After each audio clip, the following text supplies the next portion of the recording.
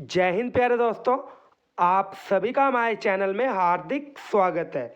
दोस्तों आज मैं आपके लिए साइकोलॉजी से जुड़े ऐसे धाकड़ प्रश्न लेके आया हूं जो कि आपको जेबीटी टेट और जेबीटी कमीशन में बहुत ही ज़्यादा नंबर दिलवाने वाले हैं। यहां पे दोस्तों मैंने आपको एक तरीका बताया था कि आपने तैयारी किस तरह से करनी है। साइकोलॉजी की जो भी बुक है आपने उसके अलग अलग चैप्टर में से अलग अलग जो MCQs हैं उनको निकालना है। तो वो जो MCQs बन रहे हैं वो मैं आज आपके लिए लेके आया हूं। मुझे उम्मीद है आप वीडियो में शुरू से लेकर एंड तक बने रहेंगे। सबसे पहला क्वेश्चन मोस्ट इंपोर्टेंट है दोस्तों। क्या पूछा गया है? जन्म के समय एक जो शिशु है, एक जो बेबी है, उसके मस्तिष्क का, उसका जो माइंड है, उसका भार कितना रहता है? तो दोस्तों मोस्ट इंपोर्टेंट क्वेश्चन है। सबसे पहले आपने गैस करना है। तो दोस्तों उम्मीद है आपने गैस कर लिया होगा। तो यहाँ पे इस क्वेश्चन का राइट आंसर क्या रहेगा? 350 ग्राम। जब कोई बच्चा जन्म लेता है तो उस समय उसका जो माइंड है उसका भार 350 ग्राम रहता है। ऐसा नहीं है कि हर एक बच्चे का जो भार है वो सेम ही रहता है। ये एक एवरेज बताई गई है जो कि मैक्सिमम जो बच्चे हैं उनमें देखने को मिलता है, और ये जो चीज़ें हैं वो अकॉर्डिंग टू साइकोलॉजी है। आगे दोस्तों हमारा क्वेश्चन नंबर 2 है। क्या पूछा गया है? कितने सालों में जो बच्चा है वो वर्णमाला को पहचानना शुरू कर देता है? जो हमारे अल्फ़ाबेट्स होते हैं, हिंदी में जो वर्णमाला होती है, वर्ण होते हैं, उनको पहचानना शुरू कर देता है। तो दोस्तों इस क्वेश्चन का जो राइट आंसर वो आएगा 3 सालों के बाद। ठीक है दोस्तों, 3 सालों के बाद बच्चा क्या करता है? जो भी आपके वर्णमाला के वर्ण है उनको पहचानना शुरू कर देता है। आगे का जो क्वेश्चन है वो इसी से जुड़ा हुआ है। क्या पूछा गया है? हिंदी अक्षरों को बालक कितने सालों में पहचानने लगता है? तो यहाँ पे मोस्ट इंपोर्टेंट ये क्वेश्चंस हैं। हिंदी अक्षरों को बालक कितने सालों में पहचानने लगता है? तो दोस्तों इसका आंसर आपने सबसे पहले अपने आप गैस करना है। तो उम्मीद है आपने गैस कर लिया होगा। तो दोस्तों मैं आपको बता दूं, 5 साल की उम्र से जो बच्चा है वो हिंदी के जो शब्द है, जो अक्षर है, उनको पहचानना शुरू कर लेता है। जैसे कमल, इस तरह से उसको मात्राओं का ज्ञान भी हो जाता है और उसके जो पूरी तरह से वर्ड्स हैं वो पहचानने की क्षमता बढ़ जाती है। आगे दोस्तों मैं आपको बता दूं, क्वेश्चन नंबर 4 है। क्या पूछा गया है? छात्रों के सही मूल्यांकन के लिए निम्नलिखित में से कौन सी विधि का प्रयोग करना चाहिए? जो भी हम स्टूडेंट्स की वैल्यूएशन करते हैं उनके लिए सबसे अच्छी विधि कौन सी है? तो दोस्तों मैं आपको बता दूं, यहाँ पे हमारी सतत मूल्यांकन, जिसमें जो बालक है उसके ऑल अराउंड डेवलपमेंट को देखा जाता है। बालक पढ़ने में कैसा है, खेल कूद में कैसा है, जो भी सोशल काम है उनमें कैसा है, सारी चीज़ों को मिला के जो हमारा सतत मूल्यांकन है वो बनता है। तो उम्मीद है आप माइंड में रखोगे। क्वेश्चन नंबर दोस्तों 5 है हमारा। क्या पूछा गया है? निम्नलिखित में से कौन सा ऐसा कथन है वो सही है? ये जो लाइन है इनमें से कौन सी लाइन सही है? सही है। ठीक है दोस्तों, पहली लाइन क्या है? लड़के अधिक बुद्धिमान होते हैं। कहीं भी नहीं लिखा गया कि जो लड़के हैं वो ज़्यादा इंटेलिजेंट या बुद्धिमान होते हैं। सेकंड है, लड़कियां अधिक बुद्धिमान होती है। ये चीज़ भी कहीं लिखी नहीं गई कि जो लड़कियां हैं वो बहुत ही ज़्यादा लड़कों से भी ज़्यादा इंटेलिजेंट होती है। आगे दोस्तों क्वेश्चन क्या है? आगे जो लाइन है वो क्या है? बुद्धि का लिंग से कोई संबंध नहीं है। जो हमारी इंटेलिजेंसी है उसका हमारा जो लिंग है उसके साथ कोई भी संबंध नहीं है। चाहे हम लड़का है चाहे हम लड़की है, जो हमारी बुद्धि है वो सेम ही रहेगी। तो ये वाला जो पॉइंट है दोस्तों कहीं ना कहीं जस्टिफाई कर रहा है, क्योंकि जो हमारा फोर्थ पॉइंट है वो क्या है? लड़के जल्दी सीखते हैं। तो ये वाला जो पॉइंट है वो भी गलत है। तो यहाँ पे जो हमारा ऑप्शन नंबर सी है, बुद्धि का लिंग के साथ कोई भी संबंध नहीं है। चाहे वो लड़की है चाहे वो लड़का है, अगर उसकी योग्यता होगी तो वो सीखेगा, अगर उसकी योग्यता नहीं होगी तो वो नहीं सीखेगा। तो यहाँ पे ये जो क्वेश्चन है इसका सी ऑप्शन हमारा सही है। आगे दोस्तों एक और मोस्ट इंपोर्टेंट इंटरेस्टिंग क्वेश्चन है। अनुसंधान से पता चला है, एक रिसर्च से इस चीज़ का खुलासा किया गया है कि हमारी जो स्टडी है, जो भी हम चीज़ें पढ़ते हैं, उसका कितना % दृश्य और श्रव्य अंगों द्वारा ग्रहण किया जाता है। जो हमारे दृश्य अंग है वो कौन से है दोस्तों? आईज। श्रव्य अंग कौन से है? हमारे कान। जो हमारे सेंस ऑर्गन्स है ये उन्हीं का एक हिस्सा है। ठीक है दोस्तों, तो यहाँ पे रिसर्च के अनुसार जो भी हमारी एजुकेशन रहती है उसका कितना % हम अपनी आईज और ईयर से सीखते हैं। सबसे पहले इस इंटरेस्टिंग क्वेश्चन को आपने गैस करना है, इसका आंसर क्या रहेगा? 85%, 90%, 95% और 99%। तो दोस्तों मैं आपको बता दूं, क्वेश्चन का राइट आंसर रहेगा 85%। तभी हम कहते हैं कि जब तक हमारी पूरे जो सेंस ऑर्गन्स है वो पूरी तरह से एक्टिव नहीं होंगे, हमारी जो लर्निंग है वो 100% नहीं हो पाएगी। तो कहीं ना कहीं ये जो 85% है उसमें हमारी आईज और जो एयर्स हैं उनका हिस्सा रहता है, और बाकी की जो 15% है उसमें जो हमारे अलग अलग बाकी के सेंस ऑर्गन्स हैं उनका हिस्सा रहता है। उम्मीद है ये जो पॉइंट है आपको क्लियर हो गया होगा। क्वेश्चन नंबर दोस्तों 7 है हमारा। क्या पूछा गया है, निम्नलिखित में से कौन सा शिक्षा का अभिन्न नहीं है। इनमें से शिक्षा के साथ कौन सा रिलेटेड नहीं है। सबसे पहले फैमिली, जो हमारा घर है वहां पे हम चीज़ों को सीखते हैं, ये वाला पॉइंट सही है। आगे दोस्तों विद्यालय, स्कूल में चीज़ों को सीखते हैं। आगे है संसद, आगे है मीडिया। मीडिया में भी कुछ एक ऐसी चीज़ें बताई जाती है जो कि हमारे लिए इंपॉर्टेंट रहती है और उससे हमारी लर्निंग रहती है। तो यहाँ पे जो पूरा पॉइंट अलग दिया गया है वो कौन सा है, संसद। ठीक है दोस्तों, तो आपने माइंड में रखना है। आगे दोस्तों हमारा क्वेश्चन नंबर 8 है। यहाँ पे आपने समझना है जो हमारी बुद्धि लब्धि है, जो आईक्यू का निकालने का फॉर्मूला है, उसमें सबसे पहले मानसिक आयु किसके साथ हम भाग करेंगे और उसको 100 के साथ यहाँ पे हम मल्टीप्लाई करेंगे। तो यहाँ पे हमने जो दूसरी चीज़ है वो फिल करनी है। तो मैं आपको बता दूं जो हमारा आईक्यू लेवल निकालने का फॉर्मूला रहता है वो क्या रहता है, MA mental age upon CA chronological age multiply by 100। ठीक है दोस्तों, ये जो हमारा आईक्यू लेवल है उसको निकालने का फॉर्मूला रहता है। मेंटल एज मीन्स जो हमारी मानसिक आयु है, ठीक है।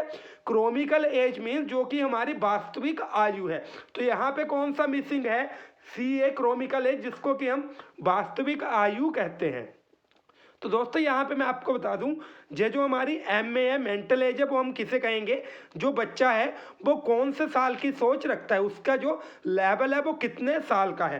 क्रोमिकल जो हमारी एज है वो क्या रहेगी, जो बच्चे की एक्चुअल एज है। उसके अलावा दोस्तों हम इसको 100 के साथ मल्टीप्लाई करेंगे। तो इसी तरह से हमारा जो IQ लेवल का फॉर्मूला है वो पूरी तरह से दोस्तों यहाँ पे बन जाएगा। ठीक है, तो उम्मीद है ये जो चीज़ है आपको अच्छी तरह से समझ आ गई होगी। ठीक है दोस्तों, आगे हमारा नेक्स्ट क्वेश्चन क्या है। तो दोस्तों हमारा अगला क्वेश्चन क्या है, तो यहाँ पे पूछा गया है एक बच्चे की मानसिक जो आयु है वो कितनी है, 5 साल, और उसकी वास्तविक आयु कितनी है, 4 साल। तो उस बच्चे का जो IQ लेवल है, जो बुद्धि लब्धि है वो कितनी होगी। चलो हम इस क्वेश्चन को जो हमारा IQ लेवल निकालने का फॉर्मूला है उसके साथ सोल्व करते हैं। तो दोस्तों यहाँ पे क्या बताया गया है, मानसिक आयु जो बच्चे की मेंटल एज है, जो भी बच्चे का इंटेलिजेंसी का जो लेवल है, बच्चा कौन सी उम्र की जो इंटेलिजेंसी है वो रखता है। ठीक है, तो वो कितनी है, 5। मेंटल एज आ गई हमारी 5। जो उसकी वास्तविक आयु है, जो एक्चुअल एज है वो कितनी है, 4 ईयर्स। यहाँ पे हमने लिखा 4। अभी हम इसको किसके साथ मल्टीप्लाई करेंगे, 100 के साथ। ठीक है दोस्तों, तो यहाँ पे कितने बन गए, 25 चौके 100। तो यहाँ पे हमारे पास क्या आया, 5 मल्टीप्लाई बाई 25। तो यहाँ पे 125 जो बच्चा है उसका IQ निकल रहा है। तो यहाँ पे दोस्तों मैं आपको बता दूं हमने फॉर्मूला का यूज़ करा और हमारा जो IQ लेवल है बच्चे का वो 125 आ रहा है। उम्मीद है ये जो फॉर्मूला है इसको अप्लाई करना आपको आ गया होगा। आगे दोस्तों क्या पूछा गया है, बच्चे के लिए निःशुल्क एवं अनिवार्य शिक्षा का जो अधिकार अधिनियम है कितने वर्ष के बच्चों के लिए लागू किया गया है। तो दोस्तों यहाँ पे हमसे क्या पूछा गया है, जो हमारा राइट टू एजुकेशन है 2009, ठीक है, जिसको कि कब पारित किया गया था, 4 अगस्त 2009 में, और उसको अप्लाई कब से किया गया, 1 अप्रैल 2010 से। उसके अकॉर्डिंग कितने से कितने वर्ष के जो बच्चे हैं उनको फ्री एजुकेशन के बारे में कहा गया है। तो दोस्तों यहाँ पे मैं आपको बता दूं इसका जो राइट आंसर है वो है 6 से लेकर 14 वर्ष। ये क्वेश्चन भी हमारा मोस्ट इंपॉर्टेंट है, आपके एग्जाम में आने की जो पॉसिबिलिटी है इसकी भी बन जाती है। आगे दोस्तों हमारा नेक्स्ट क्वेश्चन क्या है, मनोविज्ञान शिक्षा का आधारभूत विज्ञान है, ये किसने कहा था। मनोविज्ञान शिक्षा का आधारभूत विज्ञान है, ये जो वर्डिंग है वो किसकी है। तो दोस्तों मैं आपको बता दूं ये जो वर्डिंग है वो किसने दी थी, स्किनर ने। स्किनर के अनुसार मनोविज्ञान शिक्षा का आधारभूत विज्ञान है, तो आपने माइंड में रखना है। आगे दोस्तों क्या क्वेश्चन पूछा गया है, किस मनोवैज्ञानिक ने अपने 3 वर्षीय पुत्र का अध्ययन किया था। ये जो क्वेश्चन है दोस्तों कई बार ऐसे भी पूछा जाता है, किस मनोवैज्ञानिक ने अपने 3.5 साल का जो पुत्र है उसके ऊपर अध्ययन किया था। तो आपने समझ जाना है 3 लिखा हो या 3.5 लिखा गया हो, जो आंसर है वो सेम ही रहेगा। तो दोस्तों यहाँ पे मैं आपको बता दूं, यहाँ पे ये जो हमारे पेस्टोलॉजी थे उन्होंने अपने जो 3 साल का पुत्र है उसके ऊपर अध्ययन किया था, उसका जो बिहेवियर है उसको नोटिस करना शुरू कर दिया था। तो ये जो चीज़ें हैं इन्होंने अपने बच्चे के ऊपर अप्लाई करी थी। तो उम्मीद है आप इसका जो नाम है वो याद रखेंगे, क्या नाम है, पेस्टोलॉजी। और ये जो क्वेश्चन है बहुत बार दोस्तों बड़े बड़े जो एग्जाम्स हैं जैसे यूपी टेट वगैरह उनमें भी पूछा जाता है, तो आपने माइंड में रखना है। क्वेश्चन नंबर 13 है दोस्तों हमारा, क्या पूछा गया है, गर्भ में बालक को विकसित होने में कितने दिन लगते हैं। मोस्ट इंपोर्टेंट क्वेश्चन है, और ये जो क्वेश्चन है आपकी जो बेसिक नॉलेज है उसके लिए भी इंपॉर्टेंट है। क्या पूछा गया है, बालक को गर्भ में विकसित होने के लिए कितने दिन लगते हैं। तो दोस्तों मैं आपको बता दूं इस क्वेश्चन का जो राइट आंसर है 280 डेज। अपनी माता के गर्भ में जो बच्चा है वो कितने डेज में डेवलप हो जाता है, 280 दिनों में।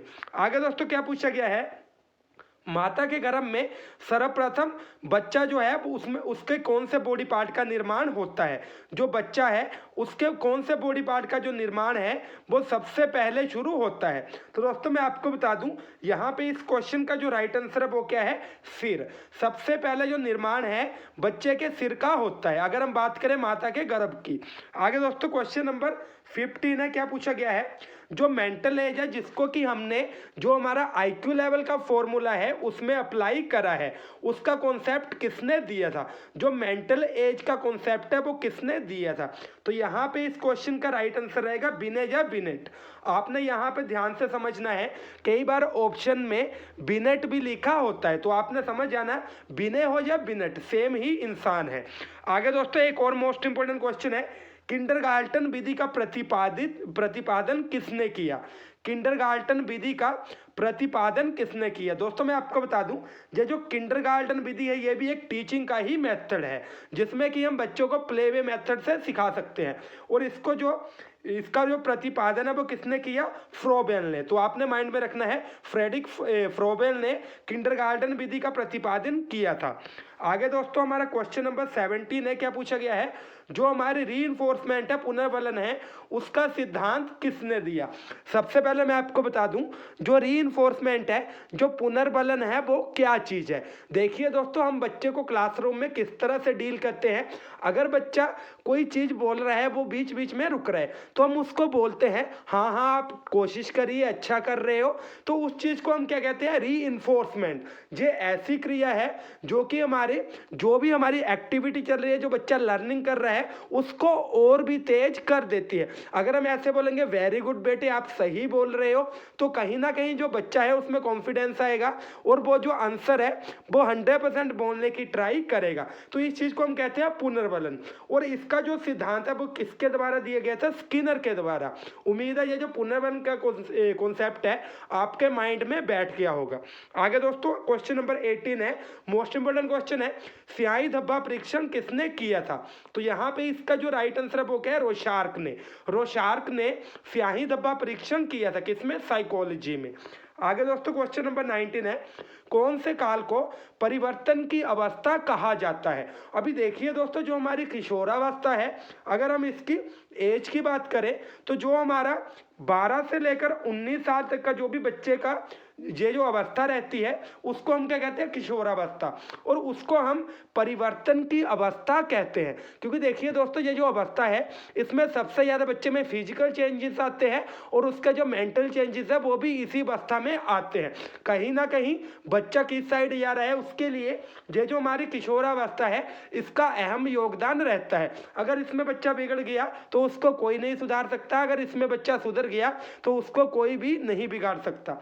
तो कहीं ना कहीं ये जो हमारी एज है इसको परिवर्तन की अवस्था कहा जाता है। इसमें जो बच्चे में चेंजेस है वो सबसे फास्ट देखने को मिलते हैं। तो उम्मीद है जो नए भी कैंडिडेट्स हैं जो कि अभी जेबीटी में जिन्होंने एडमिशन लिया होगा, ये जो कॉन्सेप्ट है वो उनको भी समझ आ रहे होंगे। दोस्तों आगे हमारा क्वेश्चन नंबर 20 है। क्या पूछा गया है, मैस्लो के अनुसार बच्चे की प्रथम आवश्यकता क्या है। अब देखिए दोस्तों, यहाँ पे हम कुछ नहीं कर सकते, जो चीज़ है वो एक इंसान का नाम लेके पूछी गई है। अगर हमने मैस्लो की थ्योरी पढ़ी होगी तभी हमें पता होगा मैस्लो के अनुसार बच्चे की प्रथम आवश्यकता क्या है। मेरी पिछली वीडियो में मैंने आपको एक चीज़ बताई थी, लर्निंग के लिए पहली नीड क्या है। तो आपने कंफ्यूज नहीं होना है, क्योंकि यहाँ पे आपको ऑप्शन में अभिप्रेरणा मोटिवेशन भी देखने को मिल सकता है। आपने कंफ्यूज नहीं होना है, वहाँ पे लर्निंग की बात की गई थी और यहाँ पे जो बच्चे की लाइफ है उसकी बात की गई है। तो इसका जो राइट आंसर है अकॉर्डिंग टू मैस्लो, उन्होंने क्या कहा था, बच्चे की जो शारीरिक अवस्था है वो सबसे पहली आवश्यकता है। सबसे पहले बच्चा अपने शरीर के बारे में, अपनी बॉडी के बारे में सोचता है, उसके बाद बच्चा जो है वो आगे की चीज़ों को करना शुरू करता है। आगे दोस्तों हमारे क्वेश्चन नंबर 21 है। क्या पूछा गया है, अधिगम के किस सिद्धांत में जो हमारी अंतर्दृष्टि है उसके द्वारा सीखने पर सर्वाधिक बल दिया जाता है। तो देखिए दोस्तों, यहाँ पे भी आपको ये जो वर्ड है वो दिखाई देगा अंतर्दृष्टि। तो आपने समझ जाना है, बच्चा अपने आप चीज़ों को एनालाइज कर रहा है और कहीं ना कहीं वो जो रिजल्ट है वो अपनी सूझ के साथ निकाल रहा है। बच्चे की जो भी सूझबूझ है उसी के साथ वो चीज़ों को एनालाइज करके रिजल्ट निकाल रहा है। तो यहाँ पे राइट आंसर क्या रहेगा, सूझ सिद्धांत। ये जो क्वेश्चन है बहुत बार पूछा गया है और ये जो सारे क्वेश्चन है दोस्तों इंटरेस्टिंग है, इंफॉर्मेटिव है। हर एक क्वेश्चन की यहाँ पे अपनी इंपॉर्टेंस है। तो आपने चीज़ों को समझना है, इनमें से एक भी ऐसा क्वेश्चन नहीं है जिसको कि आप इग्नोर कर सकते हो। तो दोस्तों आपने चीज़ों को समझना है। आगे क्या पूछा गया है, वातावरण के साथ सामान्य व स्थायी समायोजन ही व्यक्तित्व है। ये जो लाइन है वो किसकी है। तो दोस्तों मैं आपको बता दूं, ये जो लाइन है वो किसके द्वारा दी गई है, बोरिंग के द्वारा। ठीक है दोस्तों, यहाँ पे ये जो बच्चा है उसकी डेवलपमेंट या उसकी जो पर्सनैलिटी है वो किस तरह से बनती है, जो भी हमारा वातावरण है हमको उसके साथ बिल्कुल चलना पड़ता है, उसके साथ समायोजन करना पड़ता है। अगर हम वातावरण के अकॉर्डिंग चलेंगे तो हमारी जो पर्सनैलिटी है वो अच्छी बन पाएगी, हमारी जो डेवलपमेंट है वो ऑल अराउंड होगी और हमारी फिजिकल ग्रोथ होगी, हमारी मेंटल ग्रोथ होगी, हमारी जो इमोशनल ग्रोथ है वो भी साथ ही साथ चलती रहेगी। तो कहीं ना कहीं ये जो लाइन है वो बोरिंग के द्वारा बताई गई है। क्वेश्चन नंबर 23 है दोस्तों। क्या पूछा गया है, आधुनिक मनोविज्ञान के जनक किसे कहा जाता है। जो हमारी मॉडर्न साइकोलॉजी है उसके जो फादर है वो किसे कहा जाता है। तो दोस्तों यहाँ पे मैं आपको एक चीज़ बताना चाहूँगा जो कि आपने ध्यान से सुननी है। तो मैं आपको बता दूँ, अकॉर्डिंग टू साइकोलॉजी इसका जो राइट आंसर है वो क्या है, विल्हेम वुंट। विल्हेम वुंट ने जो ये आधुनिक साइकोलॉजी है उसको यहाँ पे पूरी तरह से बनाया था। लेकिन दोस्तों कहीं ना कहीं कई बार क्या लिखा होता है, जो विलियम जेम्स है उनका नाम भी आपके सामने बताया रहता है। तो आपने कंफ्यूज नहीं होना है, आपने जो बी ऑप्शन है उसको टिक करना है। अगर आपको ऑप्शंस में विलियम जेम्स भी देखने को मिल जाएगा तो आपने दोनों में से विल्हेम वुंट को ही चूज करना है। आगे दोस्तों जो हमारे जीन्स है वो कैसे कार्य करते हैं, कैसे काम करते हैं। तो दोस्तों मैं आपको बता दूं, जो भी हमारे जीन्स है वो जोड़ों में काम करते हैं, पेयर्स में काम करते हैं। तो आपने माइंड में रखना है। आगे दोस्तों हमारा क्वेश्चन नंबर 25 है। क्या पूछा गया है, मनोवैज्ञानिक आचरण एवं व्यवहार का यथार्थ विज्ञान है। ये जो कथन है वो किसका है। तो दोस्तों मैं आपको बता दूं, ये जो लाइन है वो किसके द्वारा कही गई है, मैकडूगल के द्वारा। तो उम्मीद है आप इस लाइन को माइंड में रखेंगे। आगे दोस्तों क्या पूछा गया है, आधुनिक काल में एक परिवर्तन हुआ, मनोवैज्ञानिक ने धीरे धीरे अपने मनोविज्ञान को दर्शन शास्त्र से अलग कर दिया। ये जो कथन है वो किसका है। तो दोस्तों मैं आपको बता दूं, पहले के टाइम में क्या होता था, जो हमारी साइकोलॉजी है और जो हमारी फिलोसफी है उसको हम अलग मानते थे। जैसे जैसे डेवलपमेंट होती गई, जो हमारी फिलोसफी है वो भी डेवलप होती गई, साइकोलॉजी में भी जो अलग अलग थ्योरीज है वो आती गई। कहीं ना कहीं साइकोलॉजी भी डेवलपमेंट हुई, फिलोसफी भी डेवलपमेंट हुई। फिर उसके साथ क्या हुआ, जो विचारधारा है वो फिलोसफी की अलग होती गई और साइकोलॉजी की अलग होती गई। और आधुनिक समय में अभी जो हमारी साइकोलॉजी अलग सब्जेक्ट है और फिलोसफी अलग सब्जेक्ट है।